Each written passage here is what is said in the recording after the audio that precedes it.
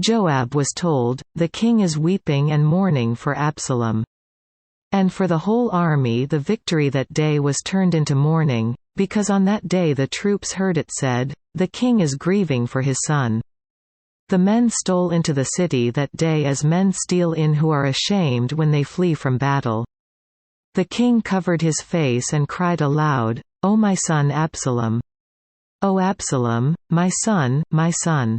Then Joab went into the house to the king and said, "Today you have humiliated all your men, who have just saved your life and the lives of your sons and daughters and the lives of your wives and concubines.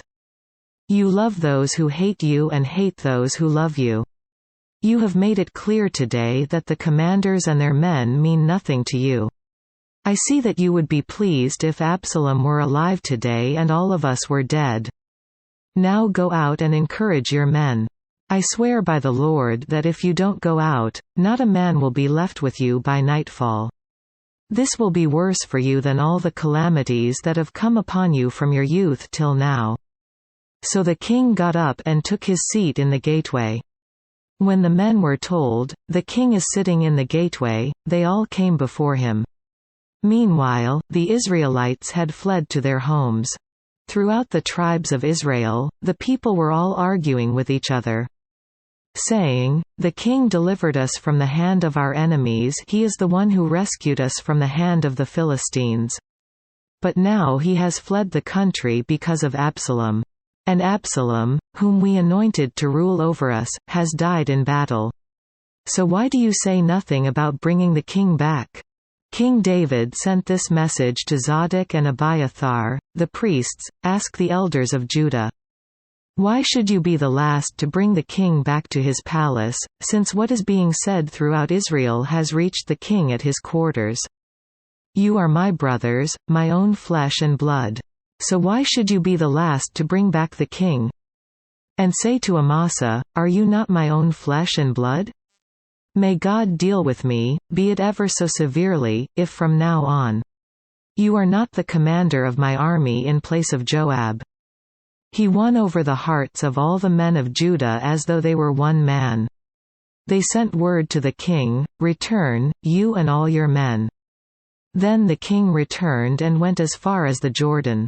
Now the men of Judah had come to Gilgal to go out and meet the king and bring him across the Jordan. Shimei son of Gera, the Benjamite from Bahurim, hurried down with the men of Judah to meet King David.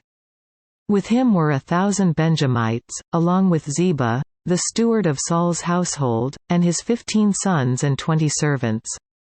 They rushed to the Jordan, where the king was. They crossed at the ford to take the king's household over and to do whatever he wished. When Shimei son of Gera crossed the Jordan, he fell prostrate before the king, and said to him, "May my lord not hold me guilty. Do not remember how your servant did wrong on the day my lord the king left Jerusalem. May the king put it out of his mind. For I your servant know that I have sinned, but today I have come here as the first of the whole house of Joseph to come down and meet my lord the king." Then Abishai son of Zeruiah said, "Shouldn't Shimei be put to death for this? He cursed the Lord's anointed."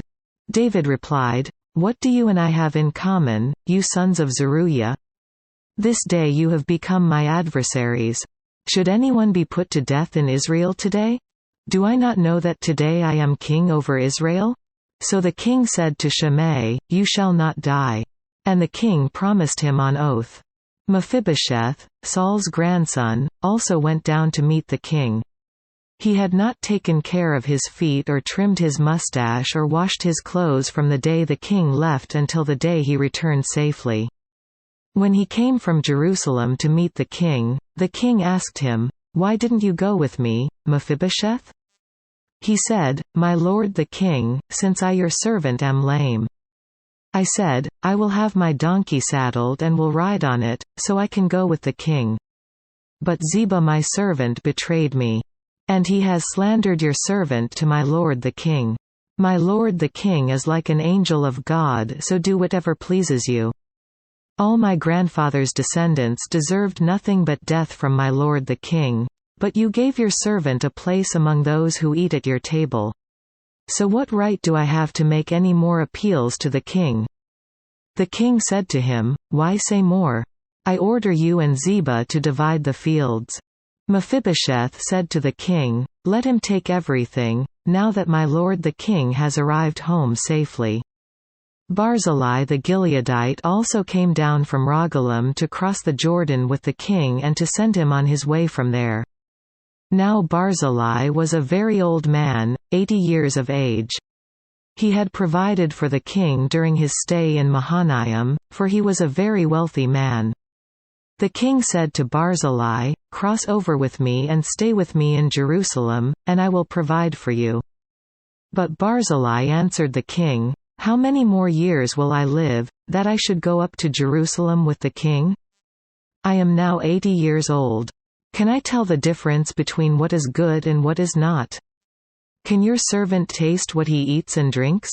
Can I still hear the voices of men and women singers? Why should your servant be an added burden to my lord the king? Your servant will cross over the Jordan with the king for a short distance, but why should the king reward me in this way?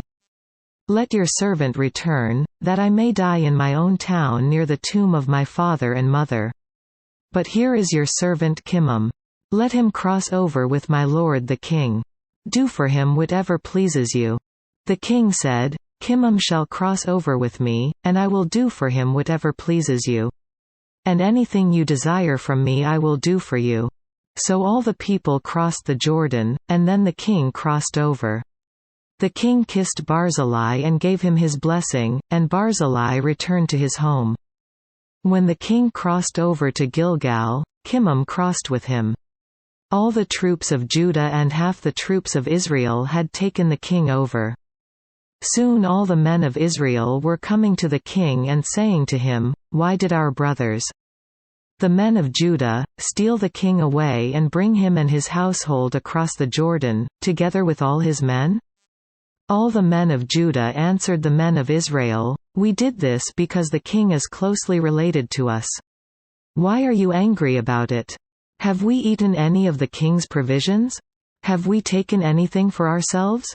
Then the men of Israel answered the men of Judah, "We have 10 shares in the king, and besides, we have a greater claim on David than you have. So why do you treat us with contempt? Were we not the first to speak of bringing back our king?" But the men of Judah responded even more harshly than the men of Israel.